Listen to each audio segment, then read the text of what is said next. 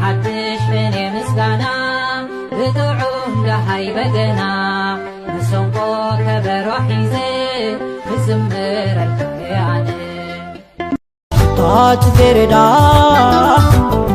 نوح تطلع برل خصار ولا معار طاج زردا هواني نسخي بوتا خندليتكن بچا فلጥ انبر اتي ዘይብፅሕ ዝመስለኪ ሕልምኺ ክትወፅሕዮ ኢኺ ዕድልኪ ኣብ ኢድኪ እዩ ዘሎ ኩሉ ግዜ ክትዝክርዮ ዘለኪ ናይ ሂወትኪ ብርሃን ንስኺ ባዕልኺ ምዃንኪ እዩ ኣብ ገዛ ርእስኺ ተኣምንዮ ዘይትሕለል ሂዋን ኩኒ ሽዑ ኢኺ ንኩሉ ኣሸኒፍኪ ኣብቲ ትደልዮ ክትበፅሒ ትኽእሊ ብዛዕባ ሰላም ደስ ዝብል ምሽጥር ኣሎ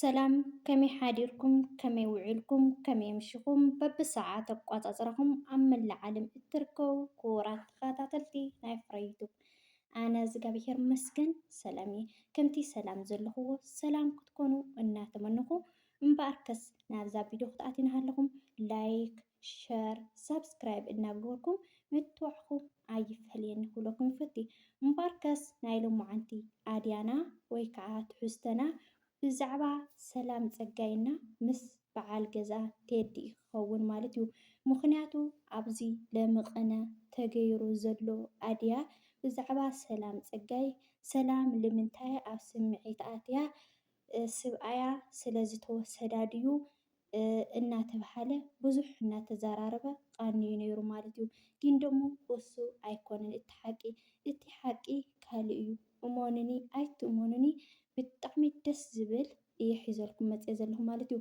ስለዚ ነዚ ደስ ዝብል ንክትሰምዑ ንስኹም ነዚ ቪድዮ ብላይክ ጀምርዎ በድጋሚ ማለት እዩ ስለዚ ክቡራት ኣሕዋተይ ኣብ ዝሓለፈ ከም ናይ ሚድያ መጠን ሰላም ሓፍትና ከም ናይ ሚድያ መጠን ማለት እዩ ብዝኣልዓለቶ ኣጀንዳ ወይ ከዓ ኣርእስቲ መብዛሕትኡ ሰብ እናተማናጠለሉ ቀኒዩ እዩ ማለት እዩ ከምኡ ደሞ ሰላም ሓፍትና ስብኣያ ስለ ዝተወሰደት እያ እቲ ኣርእስቲ እዚ ኣልዒላቶ እና እናተባሃለ ቃኒዩ ነይሩ ማለት እዩ ግን ደሞ እቲ ሓቂ ንሱ ኣይኮነን ማለት እዩ ክቡራት ኣሕዋተይ እቲ ሓቂ እንታይ እዩ ክትብሉ ትኽእሉ ኢኹም ሰላም ሓፍትና ጅግና ጠንካራ መርኣያ ደቂ ኣንስትዮ ናይ ስደት እያ ማለት እዩ ግን ደሞ ክቡራት ኣሕዋተይ ከምኡ እውን ቴዲ መክበሪ በዓልቲ ቤቱ እዩ ግን እቲ ሕጂ ፈላልይዎም ዘሎ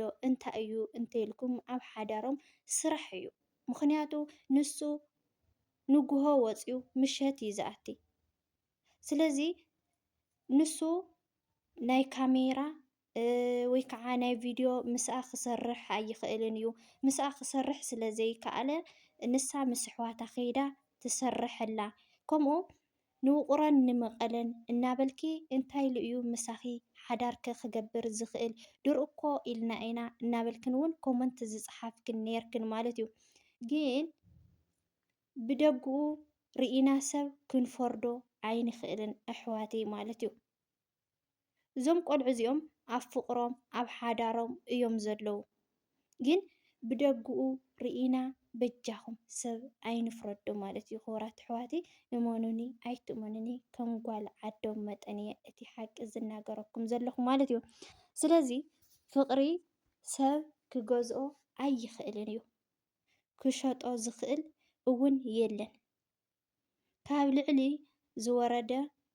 ካብ ላዕሊ ዝወረደ ውህብቶ ኣምላኽ እዩ ደረት ዘይብሉ ማዕበል ምክብባር ምፍቃር ማለት እዩ ፍቅሪ ማለት ብቃላት ተጠቢሩ ዝፀንዕ ዘይኮነ ብእምነት ተመስሪቱ ዕንበባ ዘፍሪ ፀጋ ናይ ፈጣሪ እዩ ስለዚ ክቡራት ኣሕዋተይ እግዚኣብሔር ኣምላኽ ሓቀኛ ፍቅሪ ይዓድለና እዩ ክባል ዝኽእል ማለት እዩ ስለዚ ክቡራት ኣሕዋተይ ከም ሓሳብ ወይ ከዓ ከም ምኽሪ ማለት እዩ ሰላም ሓፍትና ኣብ ዘለዓለቶ ከምቲ ኣብ ጎረባብታ ኣብ መሓዝታ ኣብ ዝተፈላለየ ነገራት ስለ ትሪኦ ድኣ እዩ እምበይ ኣብ ሂወታ ዘሎ ሓቂ ኣይኮነን እዚ ነገር እዚ ማለት እዩ።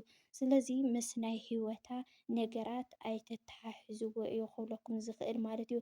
ኣብ ስምዒት ኣትያ እያ ድኣ ተዛሪባ ከም ምኽሪ ኢላ ድኣ እያ ኣልዒላቶ እምበር ቴዲ ካብ ጎና ስለ ዝኸደ ኣይኮነን ማለት እዩ ኣሕዋተይ ማዓረይ ማለት እዩ። ስለዚ መጀመርያ ደሞ ጠንካራ ሂዋን ክትከውን ኣለካ ማለት እዩ። ጅግና ሂዋን እንተኮይንካ ብዝመፀ ይምፃእ ስብኣይ ተኸደ እውን ስብኣይ ይመፅእ እዩ። ግን እቲ ዋና ፍቕሪ እዩ። ኣብ ክልቴኻ ዘሎ ምክእኣል ምትሕልላእ እዩ። ስለዚ ሂዋነይ ንስኺ ቦታኽን ድሌትክን ብቻ ፍለጥ እምበር እቲ ዘይብፃሕ ዝመስለኪ ሕልሚ ክትበፅሕዮ ኢኺ። ዕድልኪ ኣብ ኢድኪ እዩ ዘሎ። ኩሉ ግዜ ክዝክርዮ ዘለኪ ናይ ሂወትኪ ብርሃን ንስኺ ባዕልኺ ምዃንኪ እዩ። ኣብ ገዛ ርእስኺ ተኣምኒ ዘይትህለሊ ሂዋን ኩኒ። ሽዑ ኢኺ ንኩሉ ኣሸኒፍኪ ኣብቲ ትደልዮ ትበፅሒ ትኽእል። ስለዚ ክቡራት ኣሕዋተይ ኣንሕና ደቂ ኣንስትዮ ጠንካራታት ጀጋኑ ተባዓቲ ኮይና ብዘይ ምንም ነገር ዘይንሕለል ተኮይና ዝመፀ ይምፃእ ክንሽነፍ ኣይንኽእልን ማለት እዩ። ስለዚ ሰላም ሓፍትና ደሞ ከም ሓንቲ ጓል ኣንስተይቲ ኣይኮንዶ እዚ ፈተና እዚ ዘይበፅሓ እዚ ፈተና እዚ ተዝበፅሓ እውን ኣደታትና ጀጋኑ ጠንካራታት እየን ማለት እዩ። ስለዚ ጅግና ጠንካራ ኮይና ክተዕቢ ትኽእል ውላዳ እያ ማለት እዩ። ግን ንሳ ከም መምሃሪ ሓሳብ ኢላ እያ እቲ ነገራት ተልዒላቶ ማለት እዩ። ካብኡ ብጣዕሚ ካብ ዝገረመኒ ኮመንት ማለት እዩ ድርኡ ለድባ ኢኺ ሓዳር ክትገብሪ ንውቅሮን ንመቐለን እናበልኪ ድርኡ ለ ኢልና ነርና ኢና። ከምኡ እውን ኣብቲ ዝተራገመቶ መርገምስ ኣሜን ኣሜን ኣሜን እናበልክን ነርክን ማለት እዩ። ከምዚ ኩልኽንስ ዝተመንጠልክን ትመስላ ማለት እዩ። ክቡራት ኣሕዋተይ ይቅርታ ዳኣ እምበር ማለት እዩ። ስለዚ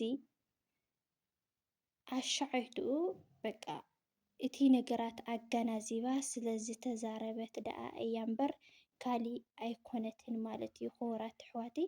ስለዚ በጃኹም ዝኾነ ነገር ተቃዳዲምና ፈረድቲ ኣይንኹን ማለት እዩ ክብለኩም ይፈቲ። እና ናይ ሎማዓንቲ ቪድዮና እኳ ብጣዕሚ እናተቆራረፀ ሓሳበይ እናተሰረቀ እየ ዝሰርሖ ዘለኹ። ምክንያቱ ኣብ ዓዲ ዓረብ ኮይንካ ትሰርሖ ቪድዮ እውን ብጣዕሚ እዩ ከቢድ።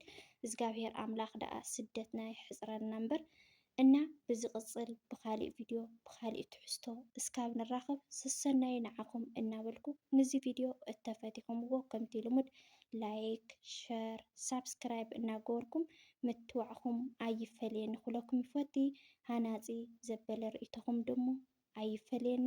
ስሰናይ ንዓኹም ባይ ባይ።